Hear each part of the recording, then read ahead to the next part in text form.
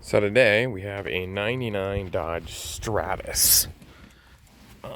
Complaint on this is it runs great, but it starts hard. And so I'm going to fire it up here. You can see exactly what happens. Go to start it. There it goes. Finally fires up. It's got a check engine light on. I've got my OBD2 plugged in. I'm gonna scan it and we'll see what is up, what code it's throwing, and what that means. So we'll get back with that in a second.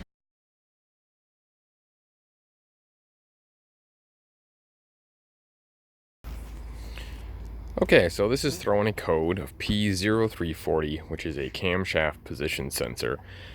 The symptoms are it starts really hard, takes quite a bit of cranking, as I showed you, to get it to go. Once it's running, it runs good, but when you're driving it, it seems sluggish. Like it accelerates okay, but when you really put your foot in it, it really doesn't get up and go.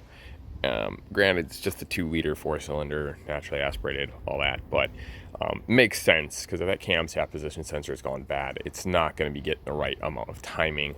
It's used to adjust ignition timing, and I believe it's also used to adjust fuel injection timing and pulse duration and all that.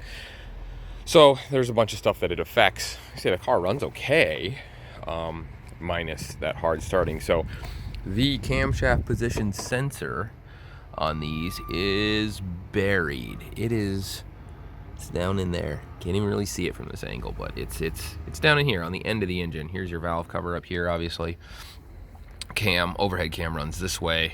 There is a camshaft sensor on the end of that cam, which is buried down underneath this. So this whole intake box and everything has got to come out of here. The sensor itself, it's actually pretty simple. Picked up a new one here. It's not much to it. Once you get to the sensor itself, there it is.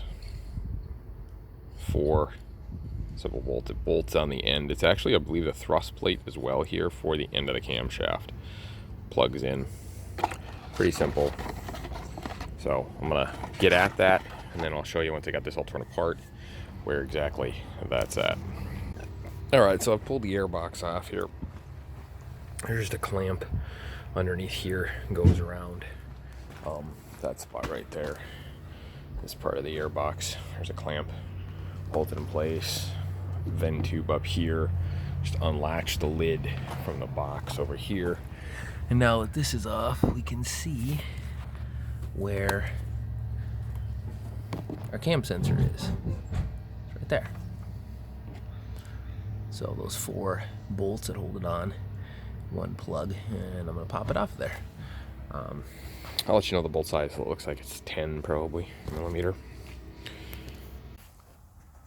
Right, there's our new sensor all installed in there. Those are 10 millimeter bolts, and the torque spec on those is 85 inch-pounds. It is a plastic sensor. There are metal inserts in the bolt holes, so you can torque them down a little bit because there's a bushing in the bolt hole. You need to torque it to make a good seal because that rubber O-ring that's on the back of that sensor seals the oil inside the head from leaking out. There was RTV there on the original that I pulled out. I didn't RTV anything in place. I mean, it looks like it's just a precautionary thing with the RTV because there is a really nice silicone O-ring on that, which should seal it up just fine. If I have issues with leaks, I will pull it back off and RTV it, but I don't really like messing with RTV if I don't have to because it usually makes a mess out of everything.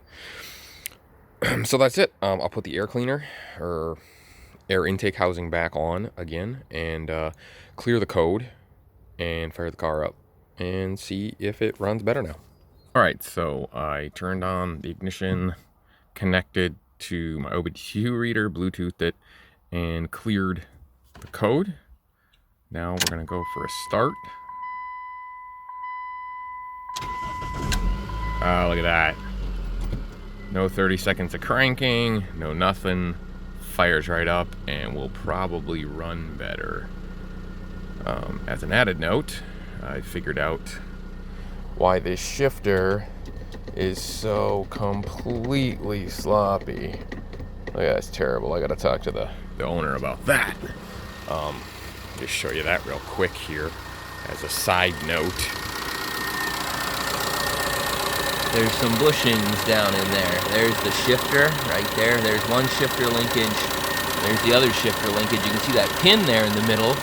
It's supposed to have a bushing around it on both of those guys. And there are no bushings left. So there's just massive amounts of play in there. But anyways, another project, another day. I'm trying to get some bushings or maybe have to get new shifter cables to make that shift right. But at any rate, there that is.